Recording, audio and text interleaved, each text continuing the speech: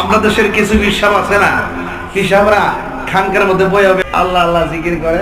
যদি আপনি যারা কোন হিসাবরে হিসাব হুজুর নারায়ণগঞ্জ ফিলিস্তিনের পক্ষে ইসরায়েলের বিরুদ্ধে একটা বিক্ষোভ মিছিল বা আমরা থাকতেইব, হিসাব বাংলাদেশ কই আর ফিলিস্তিন কই, তোমরা যাও আমি আসছি। আবার এই হিসাবে যদি একটা গাছের লাউ বাইরে দেন, বাঁচান আপনার লাগে আনছিলাম, ও এটা তো সুন্নত তো।